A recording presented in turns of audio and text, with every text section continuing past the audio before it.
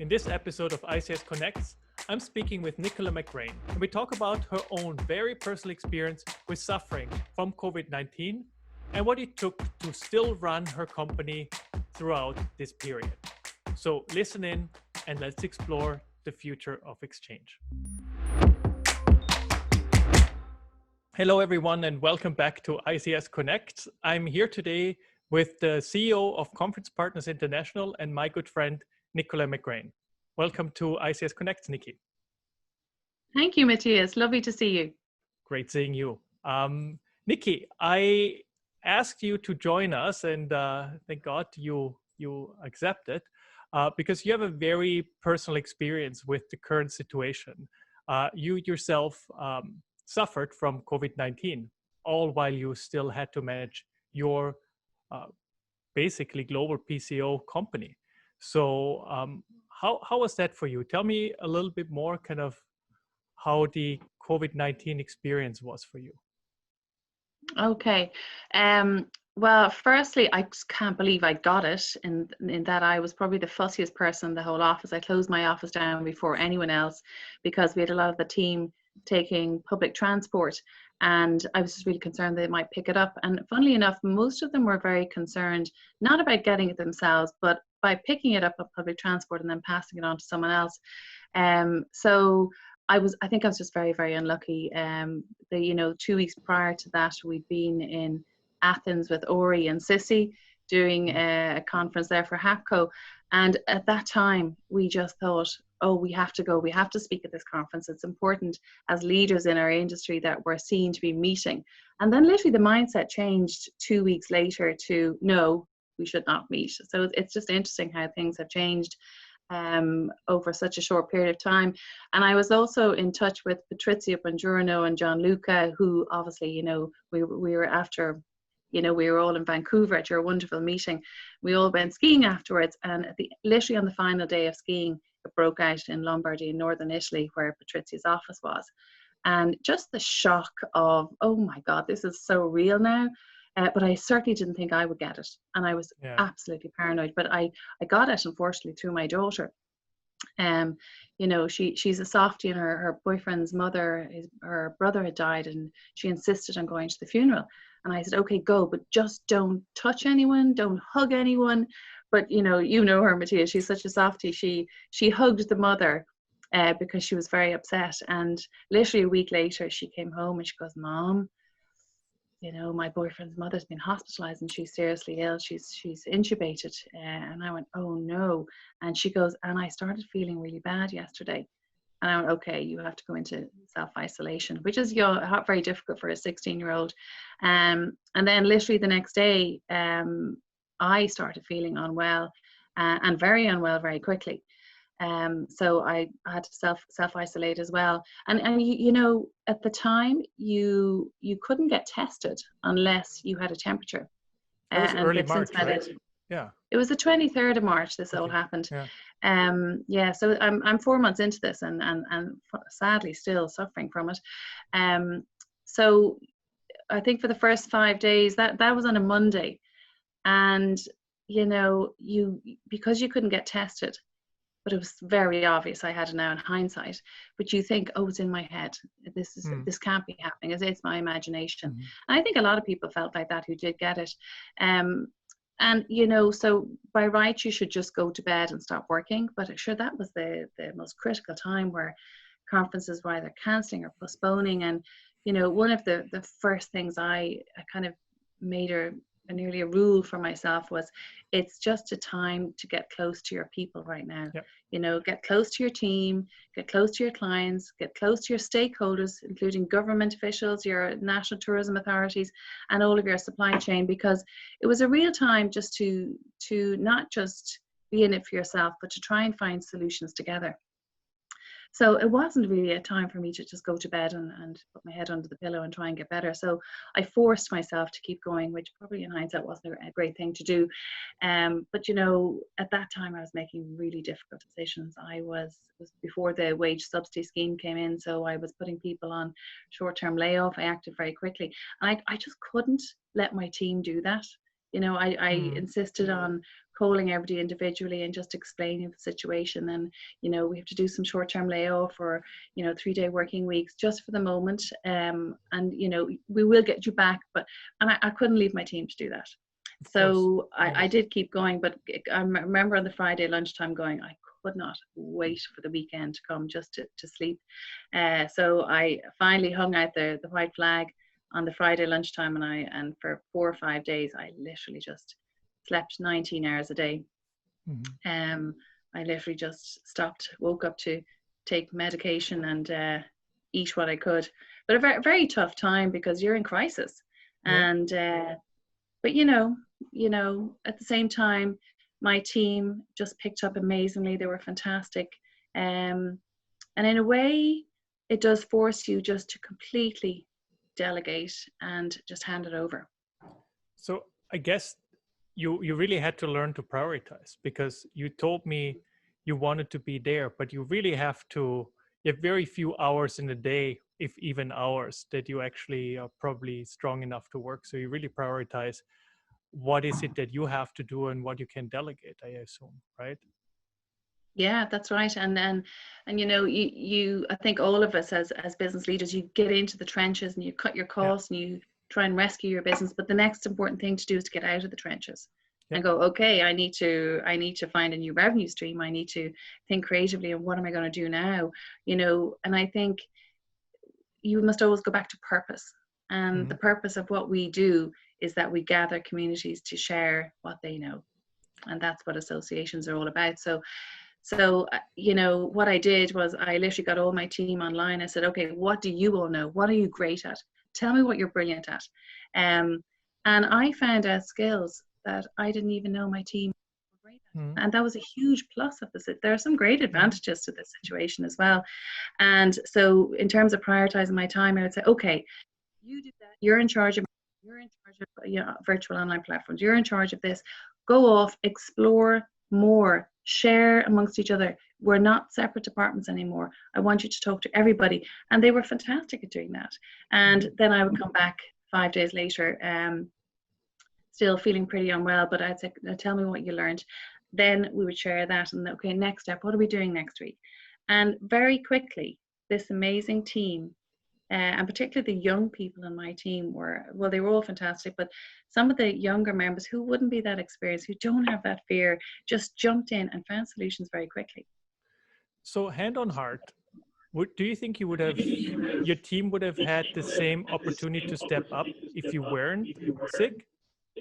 Like if you didn't have to, if you were there in the company saving the business, do you think the team would have been able to step up as much?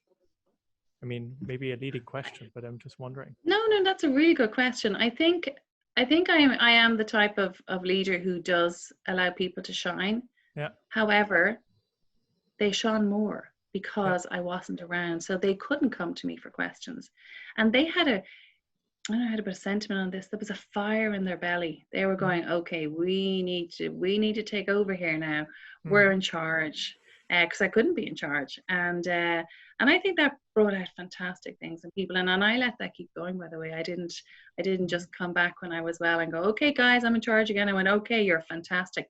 Who knew you all could do this? This is fantastic. So I praise them a lot, and they really, I'm really proud of them. I'm really, really proud. But I do think I learned to do that more. But you remember Kevin Lawrence, who wrote that book, and you had him as a speaker in Vancouver. Your oxygen mask first, yeah. Put on your own oxygen mask first. That I didn't do well enough. And that's now what I'm having to learn to do, because unfortunately, not only did I get the virus, but I have horrible post-viral fatigue, and also some side effects of muscle pain and joint pain. So I've had to learn to be a very different person right now. So just to stay awake for the entire day, I have to take 10-minute walks, probably 3 to 4 times a day. I go for naps like a baby, morning and afternoon, my little snoozettes.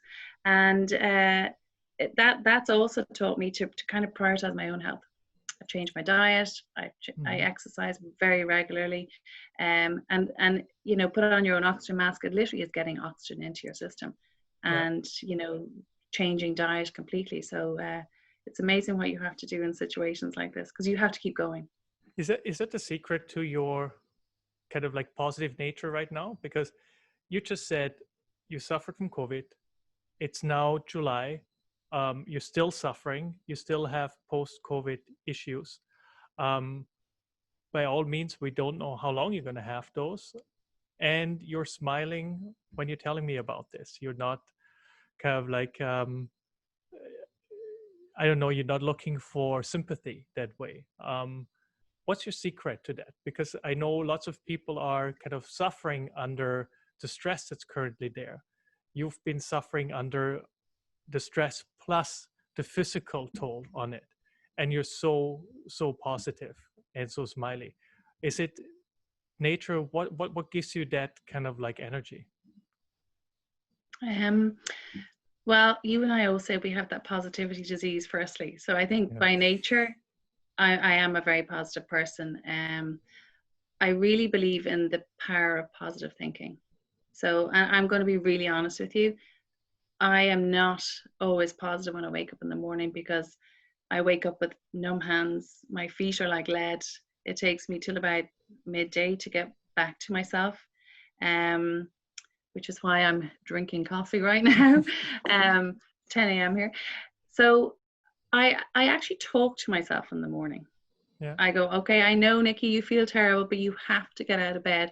Once you get out of bed, you'll be fine in 1 hour. But it does, I mean, whereas normally I would just jump out of bed and go, hello world, but now I can't. I am tired. And I have to work on myself. Yeah, every day. Yeah. Yeah. This morning was really tough, I'm going to be honest. And you know, you don't know when you're going to have that tough day either. So, and I still think nature, walking, fresh air, healthy food, I can't afford to do anything wrong right now to keep my stamina, keep going. So I think it's, yes, I'm positive by nature, but now I have to work really hard. I literally talk to myself and go, you will be okay by 12 o'clock. Just get out of bed, keep going. And then sometimes I have to be careful not to push myself too much, because I love to get jobs done as much as I can during the day. So I have to go, no, stop, go for a walk, take a break, go for a sleep. I have to force myself to do those things. Did you decide on any long-term kind of changes to your company now because of this experience? Did you kind of like, we all started 2020. It's such a interesting year in a sense, right? You start a new decade. You started with big plans of where your company goes, and then we're hit by COVID. You're hit by COVID personally. Did you change your plans? Did it affect how you look at your company, how you look at how you're going to run your company?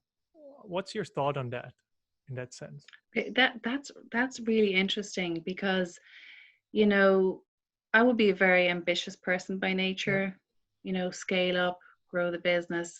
And one thing I've learned in the last 4 months is that by getting really close to my own team, getting close to my clients, getting close to everybody, I much prefer that. Whereas I used to have a middle management in there in the middle, kind of keeping me from my team members, keeping me from my clients. They weren't keeping me. I mean, it was just that it got so big that I couldn't. But in this situation, again, back to that number one rule, get close to your people, your clients, your own team, your suppliers, your stakeholders. And in doing that, I realized that actually that is why I'm in business. That's the bit I like. And also reinventing the business and, you know, setting up CPI online and doing virtual meetings. So I'm back in there talking to the clients about, okay, you can't do this and your revenue source is gone for your physical conference, but hey, you can do this. And, you know, and supporting your clients to actually see there is another option. So you know what? I've had to scale down. I'm going to stay that way because I like being in touch with my clients. I like being close to my people. And being big is not always successful. Correct. Being successful is doing what you love and doing what's in control and doing what's right for you. And I've actually, that's my biggest learning. This is what's right for me. I remember that you mentioned Kevin Lawrence before. He gave me that advice at some point. Just figure out what the right size is for you. because Mm-hmm. society pushes us into this direction where it's always growth, and you always have Yeah, to grow, and you're only successful when you grow. But success isn't everything if you're not happy in it, or if you don't do what you want to do anymore. So if you grow outside of an area where you can do what you are best at and what you want to do, um, yeah, you actually don't just set yourself up for unhappiness, but I think in on long run, actually the business maybe even to fail, because if you don't have the passion behind it, it's really difficult to say kind that's of like, it. yeah. Yeah, the Uh, driver of it. And the other thing is, you know, my mother said to me last week, she goes, Nikki, what are you going to do if you lose your business? And I go, well, if I lose my business, I lose my business. I don't care. And she goes, what? And I had a complete mindset change the day I went in. I ended up in hospital for probably about day 12, because it affected my heart, and my heart rate went way up. So I actually thought I was having a heart attack with the pressure on my chest. So that's actually why I went into hospital more so than COVID. And that was the first time I ever questioned whether I was going to make it. I never wow. questioned my mortality before. And I think Yeah. when you do that, it changes your perspective. So when I Mm. got out of hospital and I had another, it took me 3 weeks really to recover. At the end of that 3 weeks, I went, I'm fine. Mhm. Okay, I still had a lot of fatigue and whatnot, but I've survived this. And I think when something like that happens to you, you definitely change your perspective in relation to your business as well. So right now, my big change is I just want to be happy doing what I'm doing and be good at doing what I'm doing. Because that feeling you get when you're good at doing what you should be doing is great. I agree. I think Yeah. that's, and I think that's one of the biggest issues that many people have right now, because it's this putting out fires, and sometimes you have to go into areas that you don't feel as comfortable with, and that you almost feel incompetent in, right? In a sense, because this is Mm. not what your experience is in. We've been in the PCO business. What did we sell our business on? Experience, expertise, all of those years that we've done this, and all of a sudden lots of PCOs get into the situation where they run something for the first time that they've never done before. So it's a challenge, and it's a challenge to kind of like find your passion in this, I think, and find that moment where you feel I'm valuable in this. So I think um, this is so important, and to anybody listening out there, I think it's very important to kind of, for everyone, kind of to find that place for them where they feel they have a valuable business and a valuable business proposition. I Yeah. yeah. And letting go fear. Yeah. I don't know if you found this. That's another thing well, I'm pretty good at doing that anyway, but really letting go fear. And you know that old expression, throw the cat amongst the pigeons. So the Mm-hmm. cat was thrown amongst the pigeons for all of us. Mm-hmm. So you have to remove the cat and Yeah. let go the fear. Because when you are fearful, or fear of loss, fear of losing your business, if you don't fear anything, it's much easier just to go, Correct. forge that path forward and do your Mm. best. Yeah. So I think I've learned to let go fear as well. That's, I think that's important, and I'm really kind of like, I feel you are so inspiring. That's, in that sense, that's why I wanted you on this, because um, you had, again, not just save your business, you had to save yourself in this whole thing during a time when people didn't know how hard it is, or what really the outcome will be. This was it's a new disease, right? So and I think it's very motivating, and you motivated me throughout this. And that's another thing I feel is very important for getting through this, are friends, and friends that go Mm. through similar things. So this business community that we created, um, I'm lucky enough to have you in my closer circle, and there's a couple other people, Patricia, Oscar, Ori. There's people that we talk to, and I think this is so important to exchange and know we're all in the same boat. We're struggling with the same thing, and I really feel that helped me a lot throughout that uh, period. And I don't know what that did for you, but I find that was extremely important, that I realized this is not just my problem. We all have the same problem. Let's exchange a little bit. And even if it's not about tips, it's just knowing that others have the same struggles makes you already feel a little bit less lonely with your problems in a sense. Oh, 100%. And I can honestly say, when I was really sick, it was all of you guys, I mean, and that's why I love IAPCO, and I love any network, no matter what your network is. Yeah.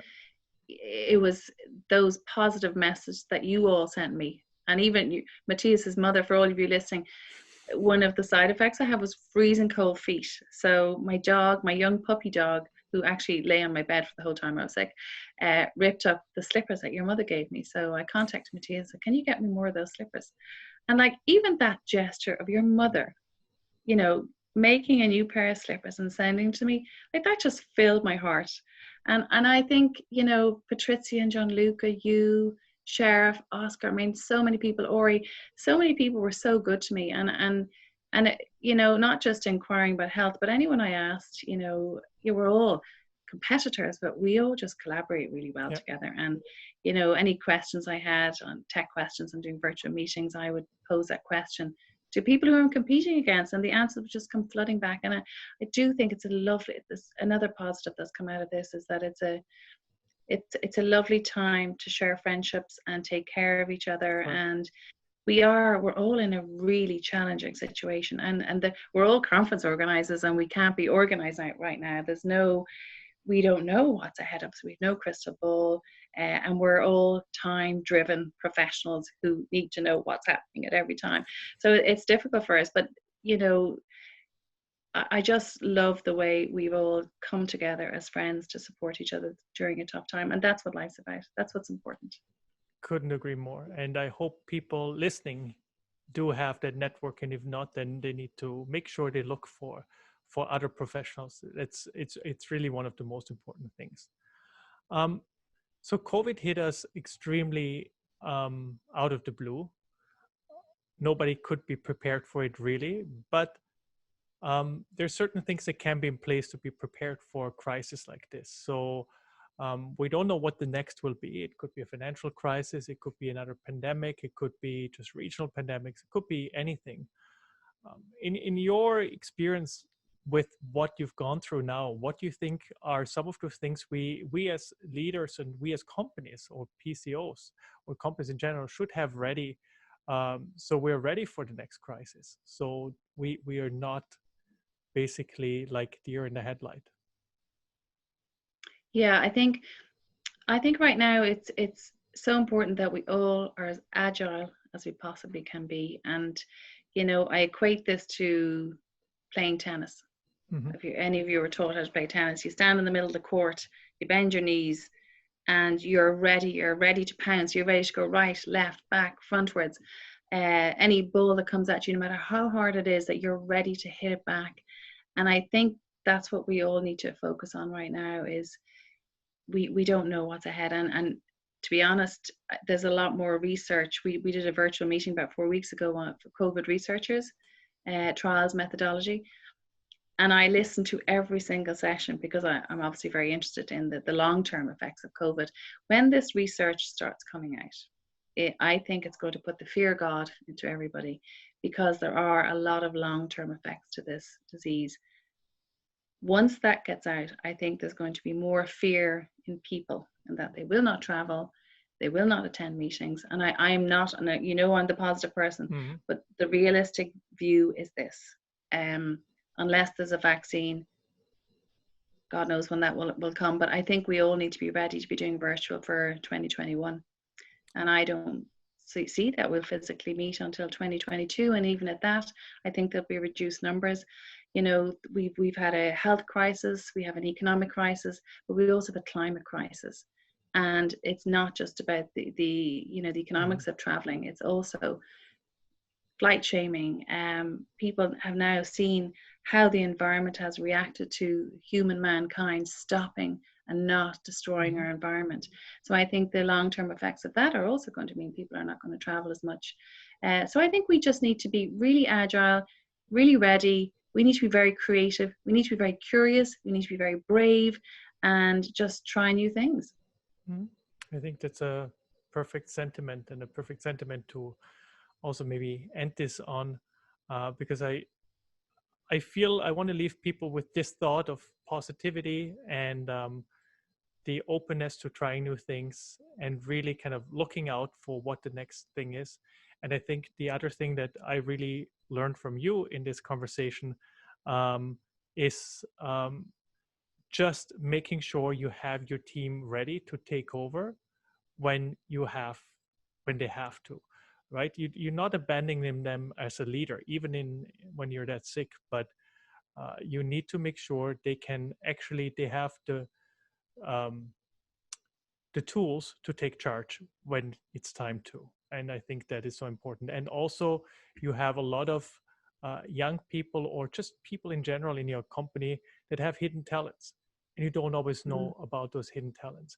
And almost one should almost interview people on an ongoing basis about the new skills that they learned, the things that they're maybe interested in that they weren't interested in before.